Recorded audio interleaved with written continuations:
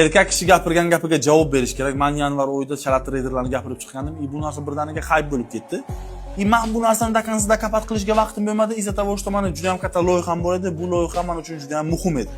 Bitta narsani bilinglar, men hech qachon hech kimning orqasidan gapirib chiqmaganman. Gapirgan bo'lsam ism bilan gapirganman. Menda fakt bo'lmasa men gapirmaganman.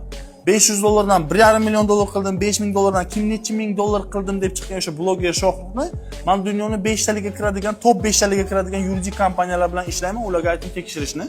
Ular tekshirgandan keyin bizga Xnet o'zi brokerni o'zi bizga shunaqa informatsiya beryapti. Bu bizning qaydlarimizga umuman to'g'ri kelmayapti. Bu inson kim, nima uchun bizning nomimizni bulg'ayapti. Biz u bloger bilan keyin video vizov qildik. Video vizovda u o'zining sabablarini tushuntirdi. O'zicha kelishmoqchi bo'ldi va mana shu gapni aytdi. 1,5 million real deyishni xohlayapsanmi?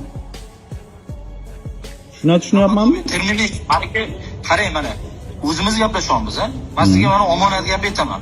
Omonat gap. Termination bilasizmi nima bo'lgan? Termination bo'lgan menda. Termination bo'lgan. Natursiga termination bo'lgan. Bo'lmasa men bemalol qotib gapirardim. Account termination bo'lgan.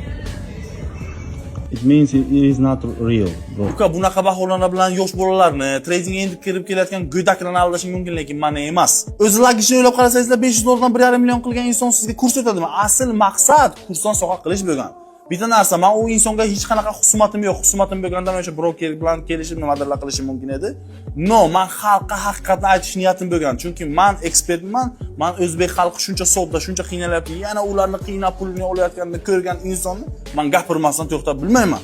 Endi bu qanday qilgan deyishingiz mumkin. Hozirgi vaqtda MetaTraderning klon versiyalari juda ham tiqilib ketgan. Tushuning. MetaTraderga akkaunt ochasiz va klon versiyasini sotib olasiz $300 ga.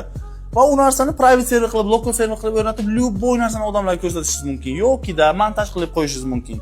Ishoninglar, bu narsa faqat Shohruxga emas, barcha o'zi sizlarni ko'zlaringizni aldayotgan treyderlarga tegishli. Endi bitta narsa, haqiqat bo'lsa, hozir menga birov kishi gapirsa, men primo chiqardim u kompaniyalarning borligini. Agar u narsa bo'lganda sirazi chiqariladi. Bu barcha narsalar bitta videoga sig'maydi, o'sha uchun bemalol Telegramga o'tinglar, hamma narsa tashlab qo'yilgan. Bitta narsani tushuninglar, motion poshing demanglar. Minglab kurslar sotilsa, $2-3 million ga 10 talab motion olsa bo'ladi.